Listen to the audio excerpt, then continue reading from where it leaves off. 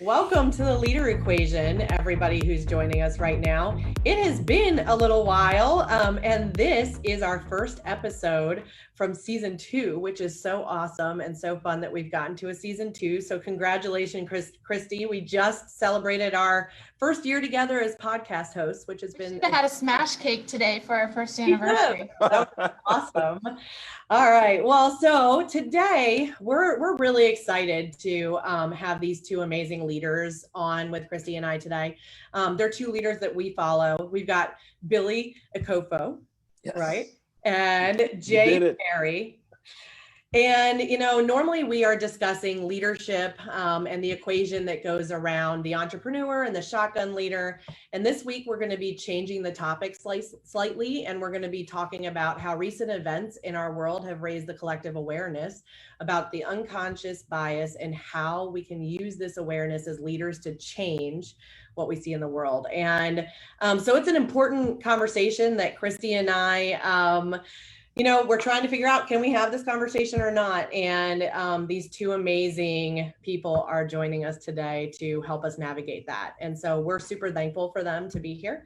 And so really quickly, I'm actually going to pass it to you, Jay, first. Can you just tell us who you are, what you do? I know you well, but everybody else doesn't. And just tell us all the things that you're involved in, because you are involved in numerous different businesses and you're a leader in some of those. So walk us through who you are. Hi, everybody. My name is Jay Perry. I live in the Washington, D.C. metropolitan area. I'm a realtor, and I have a property management company, and I also work full-time as a computer systems engineer. Which is amazing. And you're a leader in that business for sure, and a leader in those other two businesses. And you kind of have a staging company as well. Oh, yeah, I forgot about that.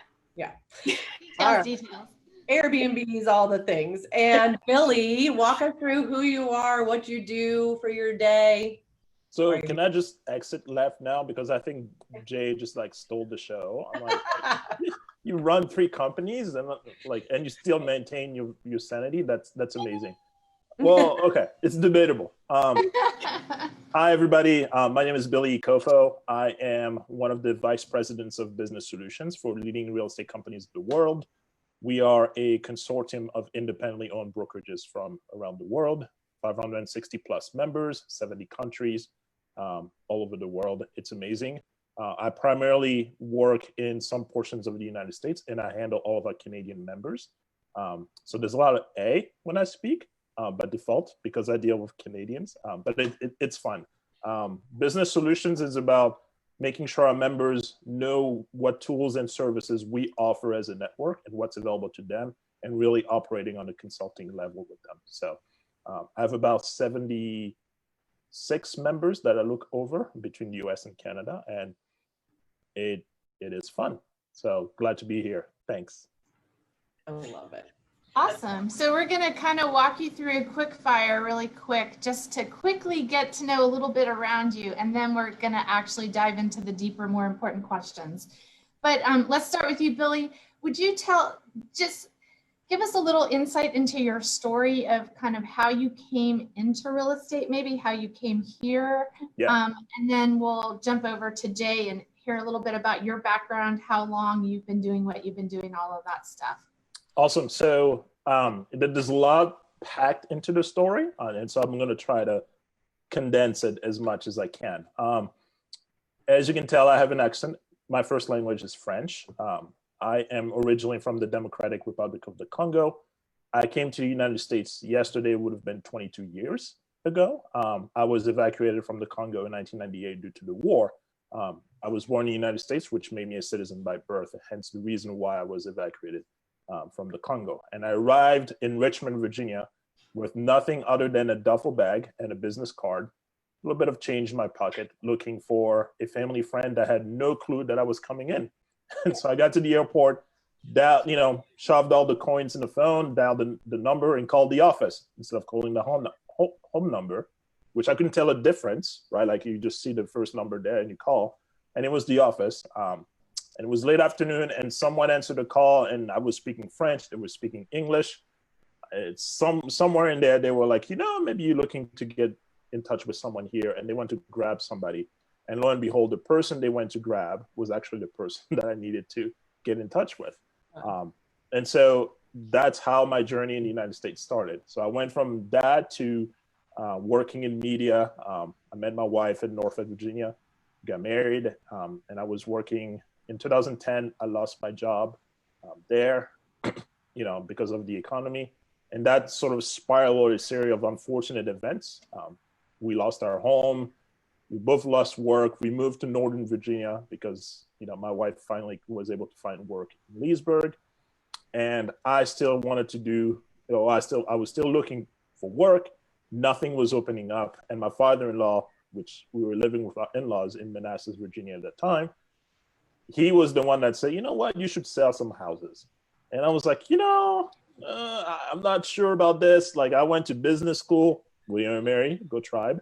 Go Tribe. And, I got my undergrad, in econ. Like, I don't know, real estate, it just doesn't, right? And I'm looking at my friends that went to business school with me, and they're doing well, doing some consulting work, working for accounting firms. And I'm like, why am I going to sell houses, right? Like, that doesn't, but he was very persistent. Part of it because I think he wanted me to just get off my butt and go do something. And I did. Look, out of respect for him, I follow what he, his wishes. And I got affiliated with a local Century 21 brokerage here. And that's how my journey, that was almost 6 years ago, started in real estate. And I went from being an agent that's sold full time to, kind of running the lead gen department of that company. I did recruiting and retention for that company as well. When I worked at Inman News for a little bit, came back, and then this opportunity to go to Leading RE came and presented itself. And I felt like this was the first time where I saw all the things that I've experienced as a realtor, as a lead gen, all mashed into this one position. And that's it. So this October will be year number 2 at Leading RE, and I couldn't be more grateful. So I love it. Thanks for sharing all that. I wanted our audience to really hear a little peek into your history and your experiences. So many different experiences, and also so many things in common with our audience. Jay, give us a little bit of your background. What should our audience know about you before we start diving into these deep conversations? That is an excellent question. Well, I was born in DC. I'm one of the people who stayed in the area, which apparently is very rare. Yes. It is very rare. So I'm the eldest of 8 children. And there's no stepchildren. I hope my parents don't watch this, but they needed a new hobby. Oh! Oh man, I was like knitting, quilting, fishing. There's other things, but anyway, it actually turned out super awesome. I love my siblings; they're amazing, and I've just always been interested in doing different things. And I was living with my parents, and I was 22, and I was like, I should move out. And I was like, I don't really want to rent. Then I did a little research and realized I could get my real estate license and get paid to buy my own house, and I was sold. I was like, I'm gonna not ever do anything with this, but I got paid. I moved into my house for less than $2,000. It was glorious, and so we began. Yep. Smart. Super smart. So Lindsay, do you want to let's just dive into the conversation, skip the rest of the quick fire. Yeah, that works. Wow. So I know, one of the things that we wanted to ask first was, what really kind of took you guys into leadership, and you're in leadership in 2 different arenas, right? Which is kind of fun, but, was that always something that you were passionate about? Did it just evolve and it was well, I'm really good at my job, so now they want me to be a leader and I'm going to do that? What did that look like? And Billy, why don't you start us out? So that's an interesting question, and maybe I'm the anomaly here because this is not something I aspire to do, and I want to caution, I want to put some parameters around this. I think if there's a common thread into my life is that people saw opportunity in me and made sure that those opportunities or whatever values or skills that I had came to fruition. And it meant, putting me in a situation where I had to apply them. Whether or not I sat there and said, you know what, it would be great to be, to do this or to do that. It wasn't really something I pursued. I was just glad to have something to do. Like, I was glad someone wanted to hire me, put me in a place where I can apply my skills. I think the leadership portion of it came honestly out of the ability to be coached, the ability to learn. And, when people know that you're coachable, they're willing to place you in places later on, right? Like, and then I think this is just for Billy, right? Like, some people are, they see something, they're like, I want to be CEO one day. That is not, I'm just glad that I'm able to serve the people I'm able to serve with the skills that were given to me by the company that I work with is willing to give me the chance to do it. Title and I would imagine that those companies would say that you've earned those opportunities. Well, then they would be really gracious. But you taking the title away, it's still a matter of, what are you there to do, right? Titles to me, it's look, some people care about that. It's like, in the end of the day, it doesn't matter. Are you serving the people you meant to serve, right? Are you able to learn from the people you're serving and from other people in the company that may or may not share your title, right? When I started real estate, I was very arrogant. I was like, I have 2 master's degrees. Why do I need to learn how to sell homes? Yeah. I came to find out quickly that reading the law and contracts and making sense of what they actually say is an acquired skill, right? And it's very hard if you don't know how to do it properly, because a lot of people's very livelihood depend on your ability to interpret what this says, right? And so you need to actually sit down and listen and have people who may not have your degrees coach you. And that's the thing. It's, once you're coachable, I believe that some people will recognize that. And then it sort of births in you the ability to coach other people as well, right? That's where, at least in my opinion, that's how leaders are being molded. So I love that. I'm not sure if I'm answering your question, but no, like that's totally. Well, it's something I was listening to a Simon Sinek video the other day, and he was saying, a lot of us, when we become in charge, like, that's what we see it as, right? We're in charge. And he said, but being a leader is really taking care of those in your charge. And I loved that, language that he used and how he kind of phrased it. And it so sounds like what you're saying. You've kind of grown into that, right? Yeah, I agree with what he said. I also love the notion that it's not a major tweak into the actual sentence, right?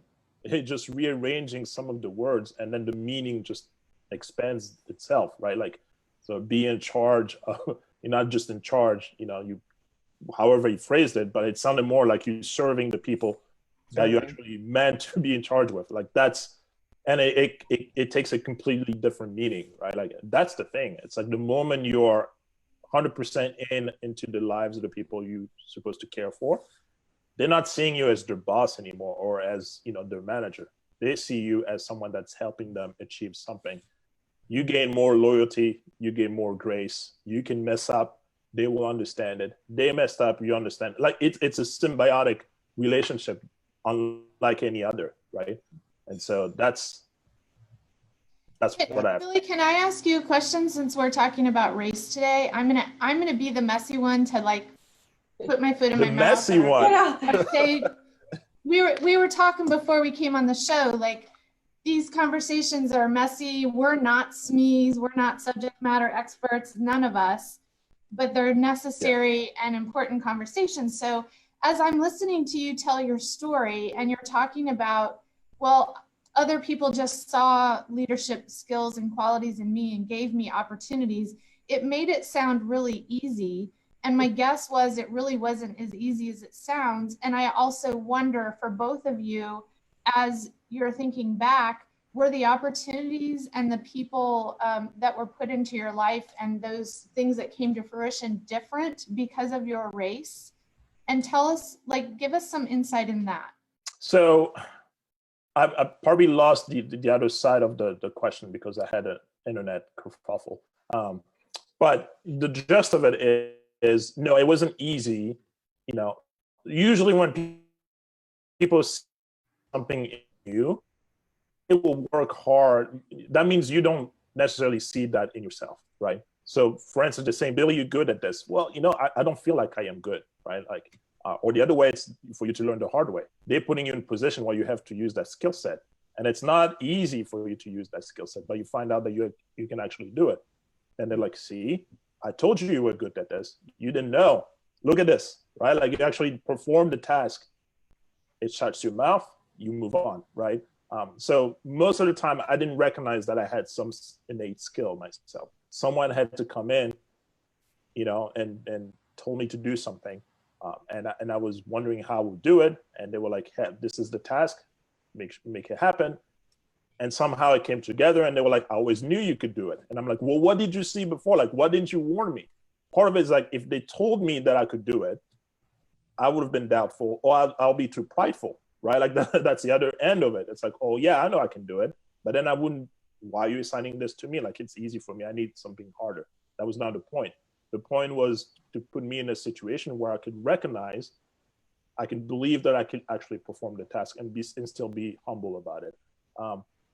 Was race The race second half involved? of the question was in terms of race. Yeah. Was your experience different in terms of the people that came into your life and saw things in you? That was the part that seemed very easy. And I wonder if your experience is different than someone else's experience who's of a different race. If race was a factor, it never was that obvious to me. In fact, I will argue that it was never a factor. I think people just saw someone that needed help, someone that needed opportunity, and they were willing to risk everything they had to offer to make that happen. I mean, this is literally the thread in my entire career, right?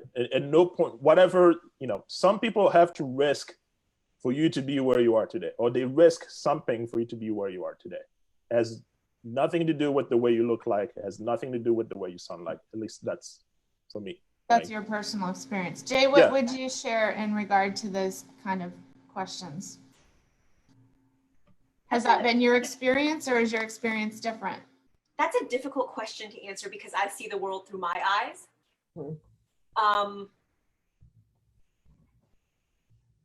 And I would say no. Like, when people look at you, they decide what qualities you have and what you'd be the best fit doing. And you may not, like, just like Billy said, you may not always agree with them. Like, I always end up being the team lead, and I don't always want to be the team lead. So I would love to know what people are like, oh yeah, she's the one. I'm like, I don't wanna. Can't I just be one of the people and do the things? But no, it doesn't go like that. So the answer to your question off the top of my head is no. But again, I'm seeing the world through my eyes. I don't have like a zoom out to be able to say, oh, that was definitely a contributing factor. So.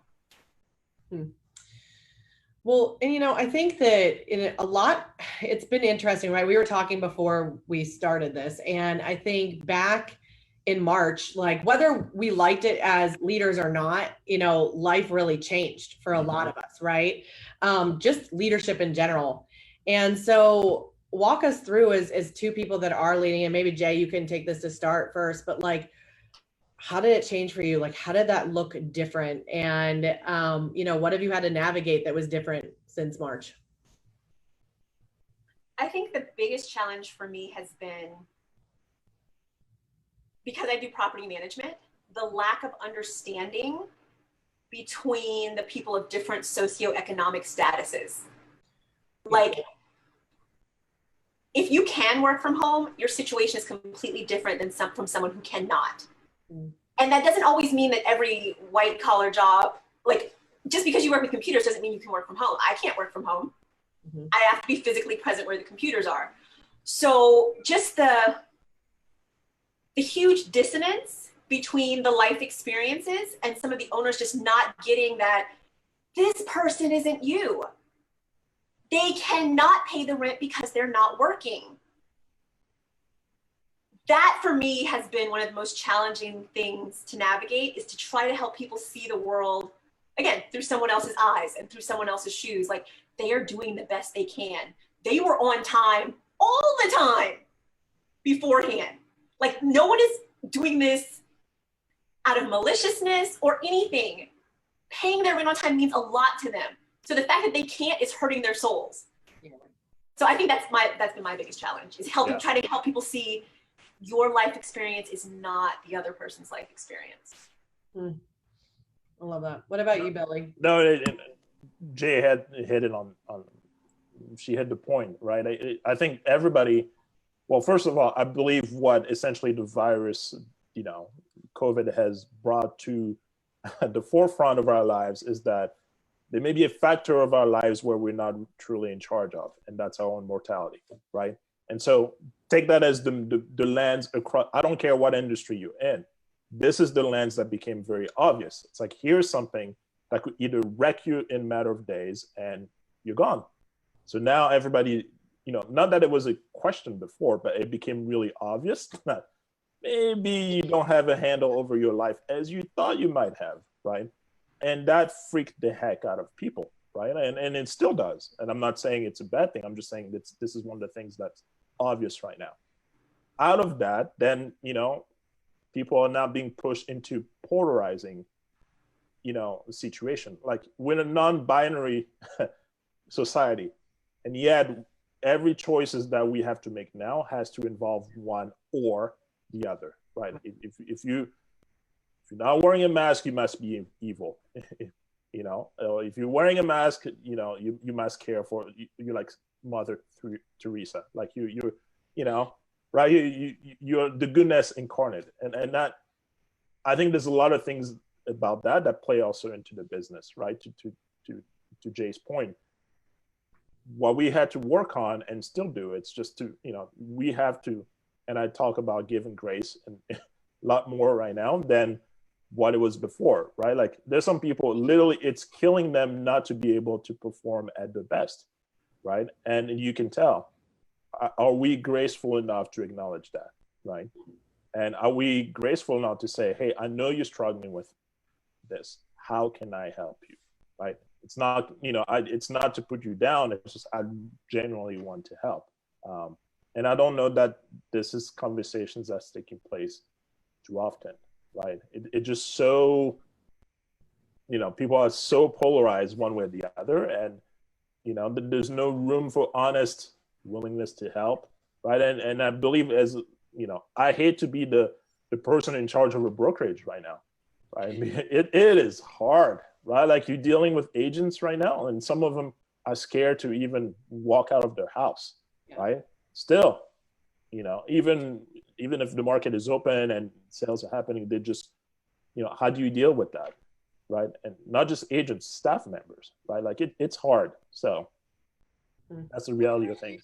What are you both doing within your organizations as leaders that our listeners can implement on their teams in terms of, I really liked what you said, Jay, in terms of using that lens of empathy. I think we all digest the world and move through the world with our own personal perspective. And it's a really important thing right now to open our perspective wider to others' perspectives. Are you guys like doing regular phone calls, one-on-one calls, meeting? Like, what do you have any tips for our listeners of how to use that empathy lens in their business? Either one. I'd say the goal is to be as conscious as possible, and to understand that just because you don't see the world that way does not mean the other person is wrong. Like, I mean, our goal here is to talk about racism and unconscious bias and everything. So one of the things I've been trying to help one of the ladies who works with us understand is, she's like, systemic racism, I don't think that's a thing. And I'm like, you're not supposed to think it's a thing. The fact that you don't think it's a thing means it's working. Mission accomplished. Right. And she's like, oh, I never thought about it like that. So it's simply having conversations like we're doing now that may be uncomfortable, but we will never be able to get any sort of change if we don't even try. Like, we got to try. Yeah. Are you guys having those conversations one-on-one or as teams and groups or both? That's so as an organization, we tackle the issue, right? Like, what can we do as an organization to be more aware, right? So we all, like, in fact, this entire week we were in basically company-wide retreat. Several things were talked about. The issue of diversity and inclusion was one of the topics that we talked about, which was great, right? Like, in the context of how we need to position ourselves as a company, for the rest of the year and moving forward, what type of company we want to be, right? And I think in the context of that, that's the conversation we need to have. What kind of business you want to have, right? How do you want to structure your business? Do you want your business to be more inclusive? Do you want your business to be diverse, right? If anything else, there's ample metrics that show, and I learned this actually this past week. I knew this was, instinctively, I knew that this was true, but it's nice to know the numbers, that the more diverse a business is, the more profitable it is. That's just the fact, right? So there's some, whether you want it to be from an altruistic perspective or motive, it's not the point. There's financial incentive of having a diverse working population in your company. That's just a fact. If you want to make more money, hire different people. It is that simple. So the notion that you should avoid talking about that topic is ludicrous, because it makes sense financially, and it also makes sense on a personal level as well. So the more diverse your group of people is, the more enriched you are as a person. If it makes sense for a business, why would it not make sense for us? So that's provide a way for people to be able to have a conversation about it, like an outlet, right? Be that person that could say, look, you think differently from this person. I want to hear both of your perspective. Or you think differently from me. Let's sit down and actually talk about it, right? Because I guarantee most people are, and I see this just about every day. You can go online and shout at people all the time, but the moment you're like, hey, can we actually have a call about it? It's like people ghost you all the time because they don't want to talk about it. But it's easier to hide behind the keyboard and just tell someone that, hey, whatever, and making them feel like, they know nothing. Whereas this could have been a phone call, and just say, hey, I didn't understand your viewpoint. What did you mean by that, right? And then in the end of it, look, you can walk out of there and say, look, we still disagree on something, but like, I honor the fact that you even wanted to talk to me. People remember that, right? Like, and that's the thing. People remember that, as opposed to you just telling someone that they're wrong and walking away from it. So something that's been interesting to me is that, I guess in the last couple of months, it's been so interesting to watch organizations push forward and say, now we need to have these conversations, right? Which it's been like, well, we should have been having these conversations for a long time. And, something that we've experienced too with Soprani Consulting is with hiring, some of the flip of like those conversations. So we have people calling us saying, hey, you know what? We want to hire, but we want to be more diverse now. So we need you to find us, somebody of color. And, and then our response every time, just like it is when it's in the opposite direction, is, well, we cannot do that. Like, we're going to bring the people that are the most qualified, no matter what they look like, no matter what race, ethnicity, and who they are. And then we can make a decision on who the best person is. It's been an interesting thing to watch companies pivot towards that. And, how do we feel about that? I'm gonna let Jay answer that first. We talked about how, Yes. Okay. So I would say, I like the intent. Yeah. Thumbs up on the intent. Yeah. But the goal should be, what you guys are doing is to find the most qualified person for the position, no matter what. Oh, Sister J. Oh, so good. But let's be real, right? Like, you can have 16 Black people, in your company. If they're not adding value to it, it doesn't matter. Right. You know what I'm saying? Like, I don't want to be a person that just comes in because you need to fill a quota. I want to believe that you wanted me because you believe that I can actually contribute something. Now, right, not to fill a quota. Exactly. Nobody wants to be like, oh, I'm the token, yay! Yeah. Right. Like, no one now, ever. if it happens that in that group, right, I happen to bring diversity just by nature of who I am, that's a plus. But I believe 99% of the reason why you wanted me there in the first place is because you like the way I solve problems. You like the way I innovate. You like the way I thought, right? And you wanted that to be included in your team, right? So, or in your organization. The 1%, like, it's like, oh, you just happen to be 6'4", 255 pounds of muscles and black, which you could guard me when I walk down the street at night. That also worked too. And I would gladly do that for anybody, right? Like, that's the best part, you know. But really the huge component of it is that, you know, I would love when diversity of thought is more prevalent than diversity of color, right? Now, we should also point out that, again, like I mentioned earlier, having actual diversity in your company based on color, you know, impacts your bottom line. Like, because this is still a world where people actually use their senses to look at the making of your company, right?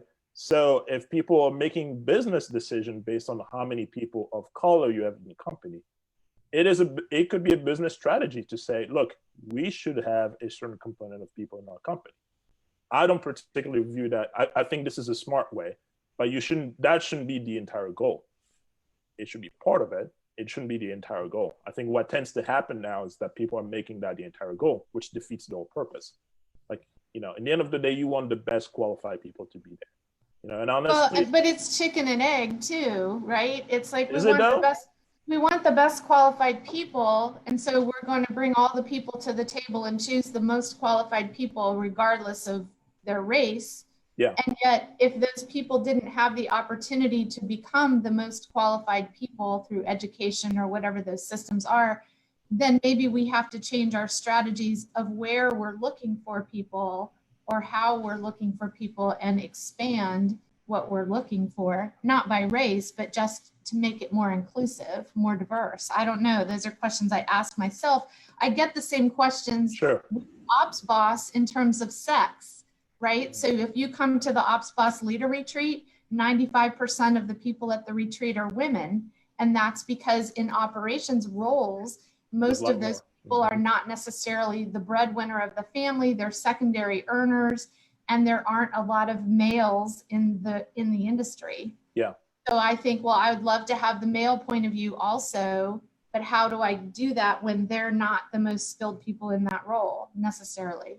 So before I landed my position at, or at least before I went into real estate, I believe I applied to something ridiculous like 394 positions between LinkedIn and what's the other platform? Some other Indeed.com, right? Like, Monster.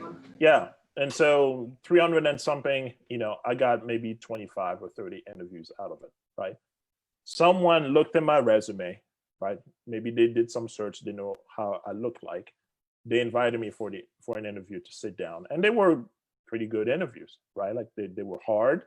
Some of them were on case basis where I had to answer, you know, questions and, you know, on fictional cases, situation for companies, right?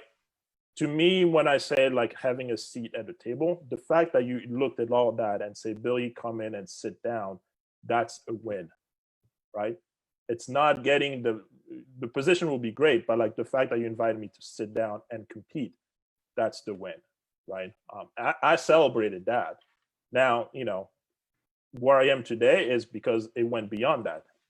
Like I competed against, you know, some other people, and then they were like, you know what? You actually, we like you better. Ding, ding, ding, yay, we march and we're happy, right? But maybe I'm an anomaly that way because I'm like, look, you invited me to compete here, knowing that you could do a Google search and find out who I was, what I looked like, where I went to school, whatever, all those things. And still you believe that I should sit down and compete. And that, to me, that that meant more in terms of opportunity. So, and look, there are conversations about people saying, well, we want to make that, we want to make this available to other people as well. Like the fact that you can be invited and sit down and test whatever. And I get that. That's an issue that at some point we all need to think about, how do we do it? Like, I don't have the answer to that, but it's not to say that, I was selected to compete was actually a win, right? Like, we should be able to look at that as something to be celebrated. So I see that as you created opportunity for yourself.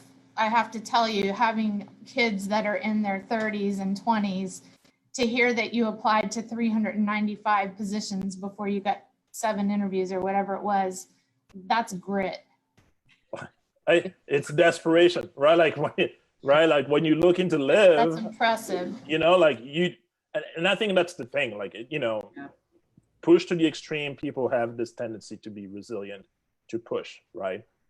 And so I pushed, I asked, I knocked on doors. Some doors were open partially, only to find out that it will not open at all, right? And like the time that it will take me to keep knocking on the same door, I'm like, look, I'm just gonna move on to the next one, right? And then the next one, and the next contact, and the next opportunity. And I started as an agent, and then I started as a very, on a very low totem pole of a company, and kind of worked my way up. It's because, again, some people saw, that I had some skills, and they were willing to give me the chance to prove it. And if I messed it up, that was on me. Like, I took ownership of that, so that's. Really, I want to piggyback on something you said. And this will also answer part of your question, Christy.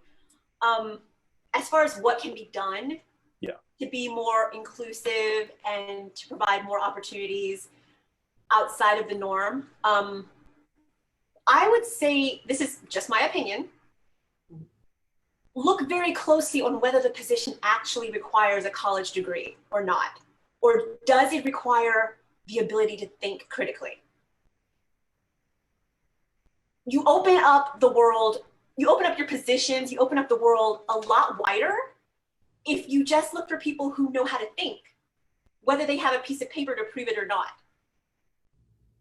So that could be a potential way to make things more inclusive. Does this position actually, like, is this a technical position where I actually need a computer science degree? Or does someone who maybe went to college for a little bit, studied English, didn't finish their degree, can they do the job? Yeah, that's a great suggestion. I love that. That's really pertinent. The 3 of the 4 of us are in the DC area. That's a really pertinent comment in the DC area, I think, or in a lot of the big cities. Because sometimes people just add it as a requirement, and it's not really a requirement. You're narrowing your pool tremendously by doing that. Like, oh, you need a liberal arts degree to do this. Do you? Because I personally have missed out on some people because my criterion is just too tight. Mm. Once I opened it, the universe blessed me with some glorious people. So, just my 2 cents. Love that. Yeah. That's a really good point. And it's interesting. I talked about recruiting. And so we get a lot of people calling us asking for all kinds of things, right? When they're looking to recruit, and they have all kinds of thoughts around who they need and what they want. And I already threw one out there, but I'll throw another one just to get the other side of the conversation going a little bit. We've also had people that, where we might put somebody who's Asian or Indian or Black in front of, a white couple. I'm just going to put it out there. We've had a lot of different scenarios in all of this stuff, but, we get conversations going of, well, I don't know that, my clientele will associate with that person, or if that'll make sense. And in the same way, we're like, or, we'll get it with like, hey, I have to hire a Christian. And I'm like, well, I can't do that because I'm a hiring firm and I can't discriminate against anybody or anything. But I think it's prevalent, right? Whether we like it or not. And I feel like once I went into the recruiting world, and I mean, Billy, you probably have some, degree, you could probably talk about this, but once I went into the recruiting world, man, I saw so many different forms of this out. I would call Christy all the time and be like, I just don't. The first time you called me with that, and I just lived, I guess, in this sheltered world. Literally, I'm gonna tear up. The first time you called me with that, I was like, oh my God, someone really said that? Like, that's how sheltered my world was. And then you're like, yeah, they said this and they said that, and this person said, and I was like, whoa, blown away. Like, it doesn't surprise me anymore. It just saddens me and sickens me. Yeah, no, we can go into the stories at some other point, because there's a lot of them, right? Yeah. I think what's genuinely lacking is curiosity. And that's, I mean, if you boil it down to its really core, people stop being curious, right? On all fronts, right? Like it's no longer about, I wonder what would happen if we do this, right? Because we instinctively, we like, if it doesn't mirror sort of the pool of people we deal with every day, we're afraid that we will be cast out, right? Or that people will no longer do business with us, or will no longer talk to us because here's a pool of friends, or here's the pool of people that are working for us, whatever those reasons. And sometimes we make up those reasons to, right, to cover the fact that we are insecure ourselves. It has nothing to do with the people on the outside. It has everything to do with the way we feel. So we're projecting that into, well, maybe they're not going to do business with us anymore, right? And I'm going to put this into an example with my son, my oldest son. He, he wanted to, last year, before just pre-COVID, when you can actually have people over and play, he always, like, he was sad. He was like, I want my people to come and play with me at home. And, and I'm like, well, Liam, why don't you invite them to play? Well, I don't think they'll like my video games because they're kind of old and I don't have the latest thing. And I'm like, let's back up a little bit. So you're making decisions for your friends as to what they will like or not like, even before asking them the question, even before inviting them. How did we get here, right? Like, so lo and behold, he asked one of these people to come over and guess what? They didn't even touch the freaking console. They play with Legos. And I'm like, okay, so that $300 video game console is like apparently not cool. Let's just grab a bunch of blocks of color and build some stuff up and have a good time. And I'm like, you're depriving people the opportunity to actually make decisions because you are fearful yourself. That is not the way to go, right? So a lot of, as we're talking about inclusivity and diversity, a lot of time people are making those choices themselves without even, right, that being curious and asking, what would happen if I, to use Jay's point, like if I just open the pool a little bit, right? Like what can be, what is the opportunity that can come up? And sometimes the best opportunity ever can just land and you're like, how did this happen? It's like, well, you took a chance. You were curious. You wanted to discover. We have lost the sense of discovery. I think that's probably the best way of saying it, because I love the way you asked the question, because when you come from that place of curiosity, it takes the intensity down in a volatile situation to a place where you can have a conversation that you may not have been able to have the conversation with the intensity up. I mean, like, I just think about all the people here in this, Hollywood Square. How did we get to know each other, right? The first time I met Lindsay was in San Francisco. She just ran a recruiting, I was a recruiter. She talked about recruiting, right? And I was like, I will learn something from it. Yes, I did. And then after that, I went to seek her out. We actually sat down and we talked about it. And then she gave me a card and said, look, if you ever have any recruiting questions, let's keep in touch. We connected on Facebook. Here we are. Yeah. This is what happens when people are curious. At no point doing this did I see a white woman, right? Did I see a woman? I just saw someone that knew more than I did, and I wanted to learn from this person, right? That's it. Why are we making this complicated? Right? Like, It's not that hard, people. Like, just, ask the question. Don't answer the question everybody would. Ask the ones that people usually don't. And I think that's the realm of opportunity that we just lost track of, So. I love that. I completely agree. Curiosity is everything. Because if you're not curious, you won't expose yourself to different experiences. You won't try things that are outside of the realm of your normal. And it's sad because you miss out. Yeah. You really miss out. Not to mention the food. Yeah. There's a lot of delicious food that's outside of your culture that you're missing out on. Yes. So much food. I was going to say there's anything from this. Understand that your life needs to be more diverse because you're missing out on food. I was going to say no growth without curiosity. Look, and it boils down to the thinking stomach. Physical growth. Yes, like it boils down to the stomach. It's like, if you enjoy food like we do, it actually works to your benefit. To know what other people are cooking. Like, it's, Yeah. And I think, it's an interesting thing, right? Like, one of the things, that we were going to kind of dive into is like, do we still really have a problem in this world around race? And I think, oh my gosh, I think that people are afraid to just be curious. And, they're afraid to talk about things. They're afraid to say something because who knows what the backlash will be. And, you guys were talking a lot. I mean, we were talking about the mountain, and I'd love for you guys to go into that a little bit because I thought it was a really good conversation before we got on here. But, how do we move in that direction as leaders? Because I think, there are leaders all over this world and all of us collectively need to start to move in that direction, right? So I'm going to this is the part where it gets interesting. We'll see how this is going to go. When let's tackle Black Lives Matter for a moment, right? Like, because that's part of this conversation too. A lot of times you had people that are, there's polarizing views around the movement, right? Like, some people that are like, hey, it's not really talking about, what it should be talking about.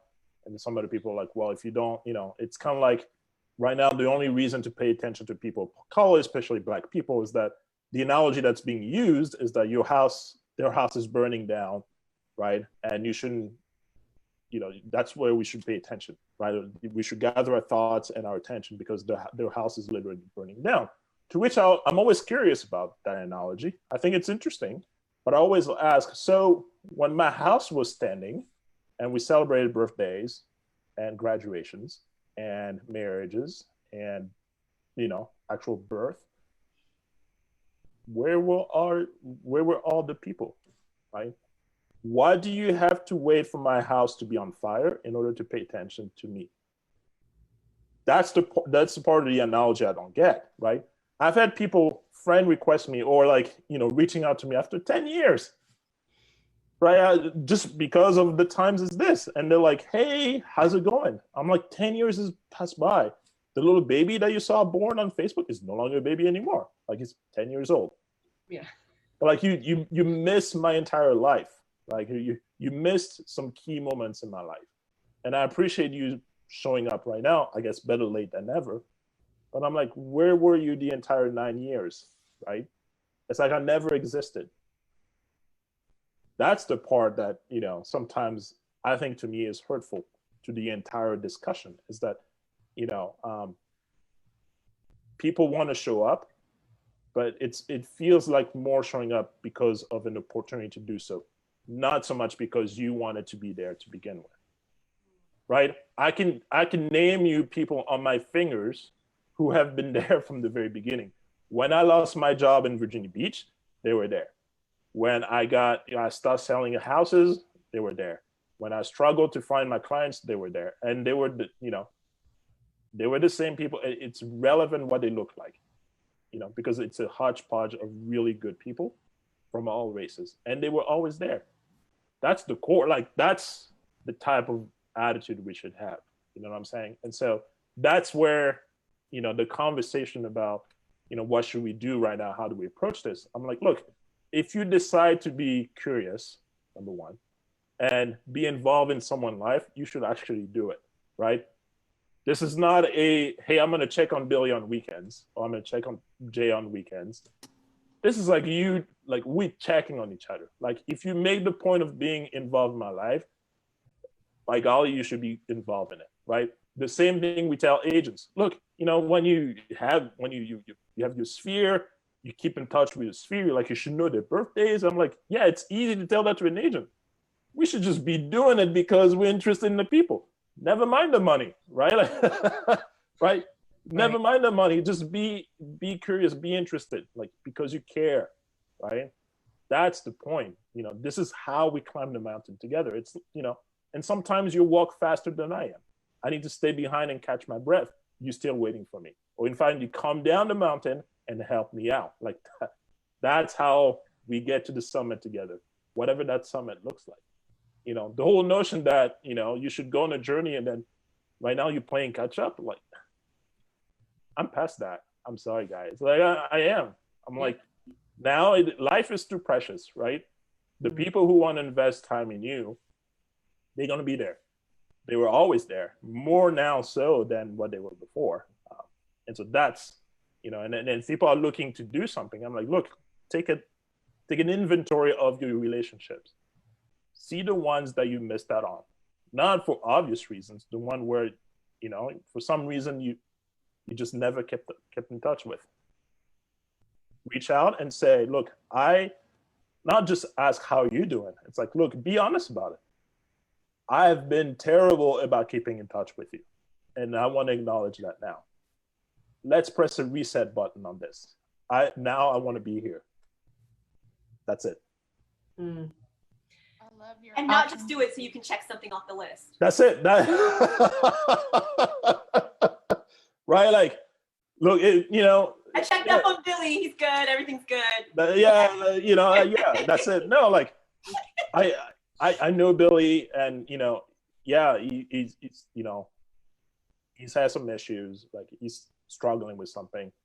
I want to call him because he's my friend.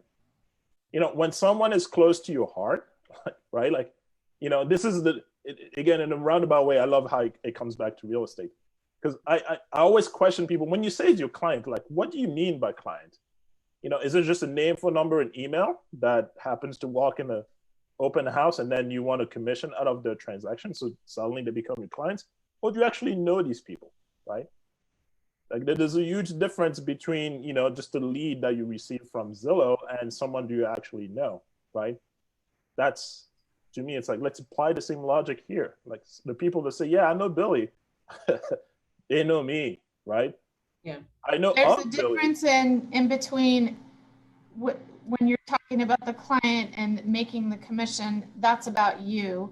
When you're talking about knowing the client and serving the client, that's about them. So the same thing, I think, applies to what you're talking about the people that were there for you and the people that are now checking it off the list. Yeah. Is it about you or is it about them? Yeah, and every one of those people has made sacrifices for me. That's why I know they're part of my circle, right? Like, you know, when you make it tighter, I'm like, look, there's some people, the expression taking a shirt off their back and giving it to me, I think it's too simplistic. They would have laid down their lives if it came down for it. That's how deep it needs to go. Well, let's just sit on this for a moment, right? Like, taking off the shirt, it's one thing. You know, who would you say will lay down their lives for you? I can name you about 10 people easily off the bat like that, because I know they will do it. Yeah.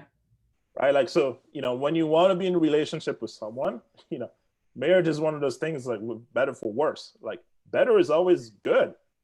Nobody talks about the worst. Right? Like, and the worst can be so subtle. You're like, oh, you didn't do the dishes today. Boom. You know, like, yeah. Yes. But like, toilet paper. Yes, that too, right? But that's, you know, friendship and, you know, community building. It's all about, it's for the good times, right? It's for the bad times too. Most of the time, it's the good time that's always a display.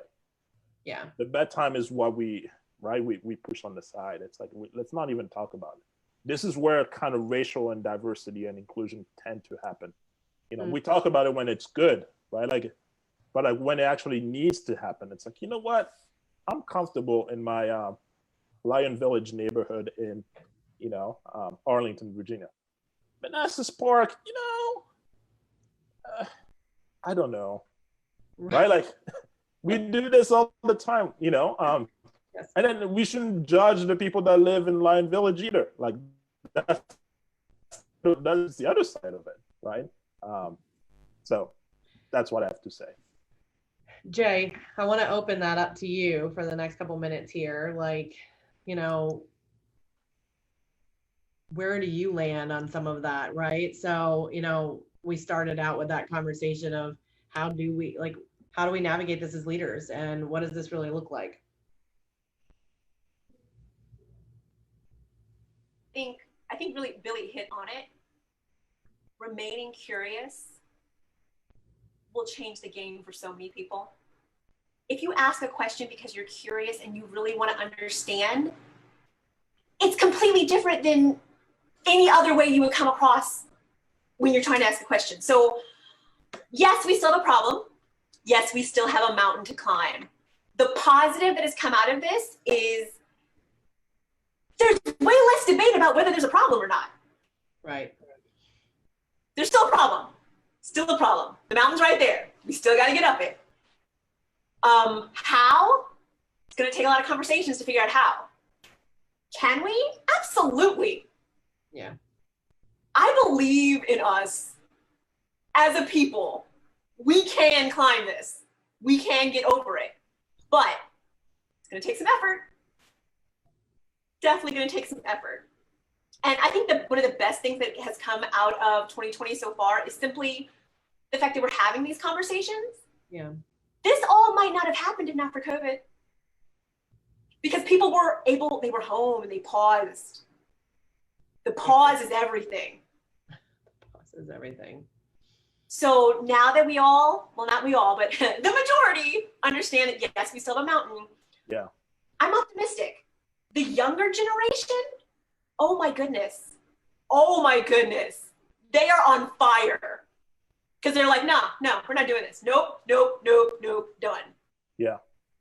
So that is one of the reasons I have so much faith that we can accomplish this. Younger people are not having it. Even when they're going completely and utterly against their families, they're not having it. And I love it. Absolutely love it. All right. Well, so we have 2 minutes left. So I do already? I know it's easy to keep going. I want to make sure that people can get a hold of you and know how to do that. So we want to give you the opportunity for that. And before I do that, Christy, do you have any closing thoughts? Before I do that, the question I guess I would have for you is if you have one last thing to say. When Lindsay invited you guys to do this today, to come on and tackle a challenging conversation about race, you both said enthusiastically yes, which we're so grateful for. Why did you say yes? What is it that you want our listeners to know from your perspective today? I would just say the realm of opportunity always starts with yes. If the answer is not no, there's always an opportunity.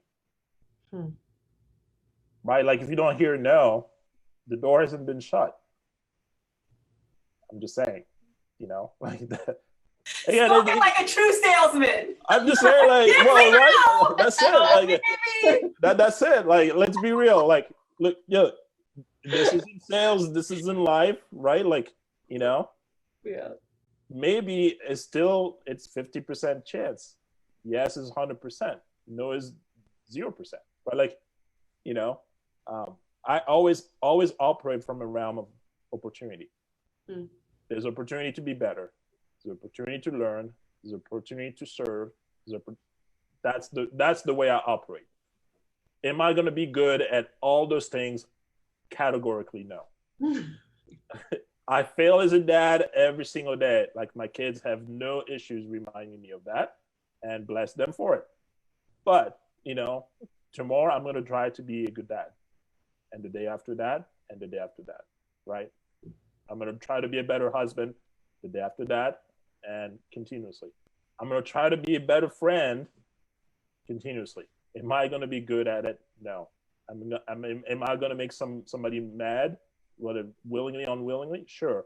Am I willing to acknowledge that I messed up?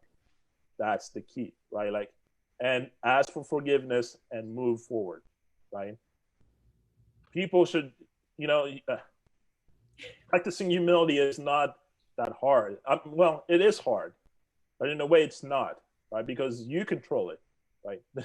This is something you actually control, right? So, am I willing to listen? Am I willing to be there, right? Not just to show up when it's convenient, to show up when it's inconvenient too, right? You hold that decision. So you asked us to come, we said, I say something to the effects of, look, I need to make sure it's okay with work because of other things, but I had no issues coming. Work was like, yeah, totally do it. Like, yeah, because there's conversations that we're all having anyways, so might as well have them in the open. So thankful for you saying yes. And Jay? I said yes, even though I was uncomfortable. I'm not a subject matter expert on this. I don't know all the things, but the path forward to growth, unless you're uncomfortable, you're not growing. So that would be my encouragement to people. Even though it's uncomfortable, still say yes. Love it. How do they get a hold of you, Jay, if they need to? They can send me an email, Jay, so Jay, @prosperityhomes.team. Awesome. And Billy, how do they get a hold of you? It's easier to follow me on social, Awesome. at Billy Ekofo on most of the major platforms. So, we'll be friends there. So That's perfect. You guys, thank you so much for doing this. We really are thankful for you. I'm thankful that you said yes. And I know that there's so many comments there already, and people really, they're like, they're quoting you guys. You had so many good quotes and so many good takeaways. So we're thankful. Curiosity and empathy. I love that. That kind of came out the theme today. Curiosity and empathy. Thank you guys both for being so authentic and coming from the heart. Really appreciate it. Our pleasure. So much. Thank you. Bye, guys. Bye.